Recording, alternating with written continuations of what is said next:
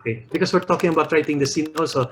So, in that scene, si Mrs. Torres confronts Sylvia. Earlier than this, si Sylvia, in trying to assert her freedom from Celso, nagkaroon ng affair with Ernie, yung co-teacher niya. Okay, and so she thinks na okay na ako, may affair ako kay Celso, nagkaroon ako ng freedom dun sa love ko, kay Robert, sa asawa ko. So, okay ako. And then kinonfront siya ni Mrs. Torres na nagpapanggap na siya si Mrs. Torres na number 2 pala siya, number 3 or what. And so, anyway, I will not summarize the scene kung naalala nyo. The scene summarizes the theme of the film. Ang nakita ni Sylvia kay Mrs. Torres ay mirror ng sarili niya. Nakita niya ang kapwa babae niya. And nakita niya ang pwedeng mangyari sa kanya in the future bilang isang babae. At nakita niya ang ginagawa ng ganong klaseng sistema sa isang babae. In that entire scene, parang na-reveal sa harap niya ang mangyayari sa isang babae. Parang na-realize niya na tama ba ang ginagawa ko? Hindi ko naman totoong mahal si Ernie, nakikipag-affair ako sa kanya. Ang totoong mahal ko pa rin si Celso, even if hindi akong mahal niya, siya ang totoong mahal ko. Will I be dishonest? Dahil ang sinasabi ng society ay ganito, and so on. So, na-realize niya lahat yun. And that is a turning point for her. Then she decides, I will drop Celso. I will drop Ernie. Niligtas siya ni Mrs. Torres. Si Mrs. Torres ang nagpa-realize sa kanya.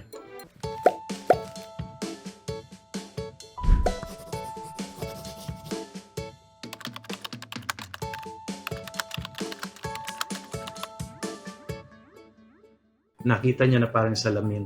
Naligtas siya ni Mrs. Torres. And so, nagkaroon ng dalawang meaning. Ito yung subtext in writing dialogue. We'll discuss dialogue mamaya, but singit ko na.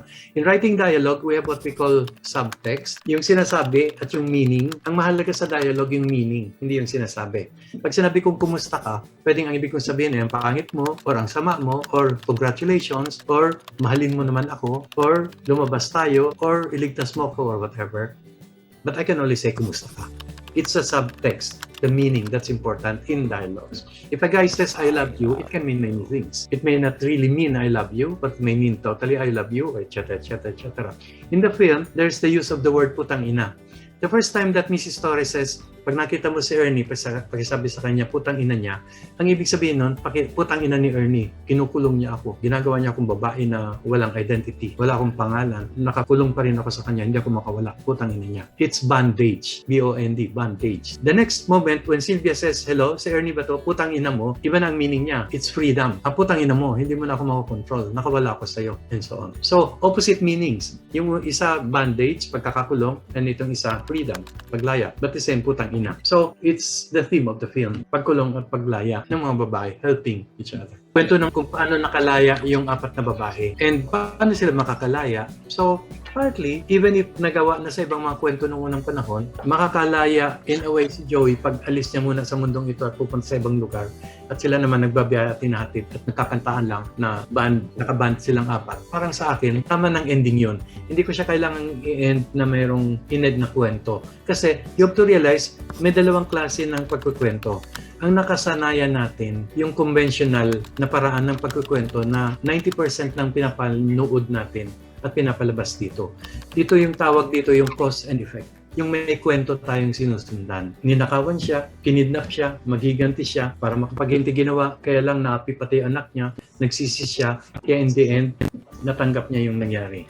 Cause and effect. Anong nangyayari? Tapos anong nangyayari? Tapos anong nangyayari? May kukunting klase ng mga pelikula na ang tawag nila flow of life. Para lang tunay na buhay sa palibot natin na basta lang nangyayari ang mga bagay nang walang cause and effect. Walang dahil ginawa niya to, magagalit o gaganti. Walang ganon. Para lang nabubuhay lang ng mga tao na parang walang kwento. Kaya mahirap isulat yung moral kasi flow of life siya. Kaya rin siya mahirap panuorin kasi pag pinanood natin siya na gaya ng dating napapanood, hindi natin makukuha yung mga dating hinahanap natin kasi hindi siya cause and effect. Kaya yung ending niya, hindi siya mag-end na gaya ng nakasara na kwento. Nakabukas siya kasi para lang umagos lang yung buhay. So, yun. Ano man ang kwento mo, mayroong kinalalagyan yung character mo eh. Even if kwento siya ng isang na-strand sa isang island, na mag-isa siya sa island, you have to create that world eh. Nang na-cast away siya sa island na to, anong klase itong mundo niya ngayon? Nagsusurvive siya in 30 days na mag-isa sa island na to. Unang-una, may dala-dala siyang mundo. Yung mundong pinanggalingan niya, nasa mind at pagkatao niya, dadalhin niya sa island. O sabihin natin dalawa. May dalawang na-strand sa island na to na hindi magkakilala, sila lang na nag-survive sa aeroplano o sa ship. So, nandun sila 30 days. May mundo pa rin yan eh. bawat isa sa kanila may daladalang mundo. Yung isa, daladala niya anong mundo? Patriarchal, or progressive, or political, etc. etc. Or optimistic, or very Christian. Mundo ba ito na laging nagpapatawad tayo at nagmamahal ng kapwa? Daladala niya yon. Yung isa, may daladala siyang isang mundo. Violenting childhood ba? Nirape siya ng tatay, and then etc. Lalaki siya, bata, minolest siya, binentahan, lumakas sa kalsada, lumayas, and then nandito. Daladala niya yung mundong yon. Ulitin ko sinabi kanina, mas saan tayo magpunta bilang real people or bilang characters, may daladala na tayo agad-agad na mundo. Gaya ng mundo ko ng daet, na daladala na sinabi ko. So may daladala silang mundo. Ngayon, island yan at walang government or what doon, pero may daladala silang mundo. Magbabanggaan ngayon ng kanilang mundo. Magse-set up sila ng sarili nilang lipunan.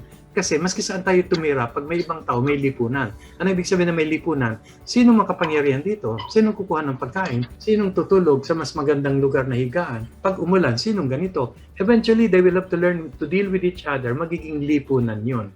Pag naging lipunan yun, may mundo ka na dyan na mayroong may power at walang power. Actually, ito yung pag-usapan natin sa Writing the Scene mamaya. But lahat ng mundo, mayroong hierarchy tayong tinatawag. May mas nakakatas at nakakababa. Sino nagpapatakbo ng mundo? So, maski island dyan, may magpapatakbo ng mundo. Maski magsabi silang walang pakialaman. Biglang may nakitang pagkain, makagawa na sila. Na kanino ang kapangyarihan? Biglang umulan, ang masisilungan lang isang kuwebang maliit. Sino may kapangyarihan? Magpa-power play na yan, magkakaroon na ng lipunan. So, dala-dala pa rin nila yung mundo. So, maski na ang kwento mo ngayon, present time, rom-com, love story na rom-com, panahon ng pandemic, na-lock up sila sa isang lugar, naapektuhan pa rin sila ng mundo ng pandemic, maski doon lang sa lugar na sila ang kwento nila. Pwedeng i-avoid yung climate change at etc.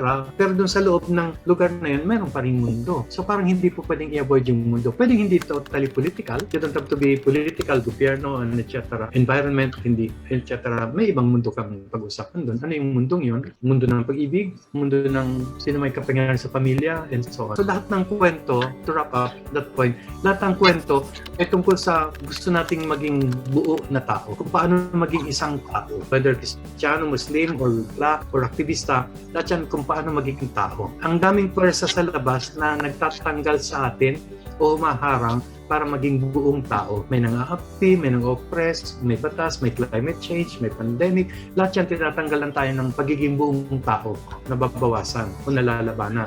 Kaya tayo bumabangga sa kahon kasi expect natin na maging buong tao pa rin tayo. So para ka maging buong tao, may binabangga kang mundo o lipunan. Hindi ka mabubuo nang wala yung lugar at hindi ka pinanganak nang wala yung lugar. So parang imposible. Maski na mag-isang kwento ng robot or what, may mundo pa rin.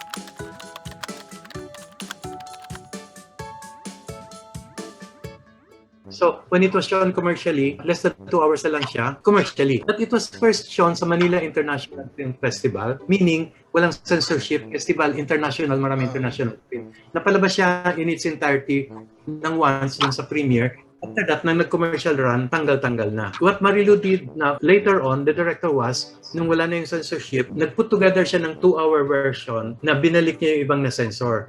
Yung restored copy na napanood nyo, kung napanood nyo is more than 2 hours, yan yung ginawa ng ABS-CBN, binalik nila yung mga ibang na-censor. Ano yung mga na-censor? The entire monologue of Joey talking about paano pinatay si Jerry na hinuli, dinisplay sa plot, pinatatakas para magmukhang tumatakas kaya nabaril. Instead na actually point blank na binaril, dinisplay, at etc. etc. That's all censored. Ang eksena lang na napanood sa sinehan is patay na si Jerry, bumagsak ang baso, then magkayakap na silang dalawa ni Nita. We miss the entire scene kasi takot sila. Doon sa putang ina mo na pag nakita mo si Ernie, naalala nyo si Mrs. Torres?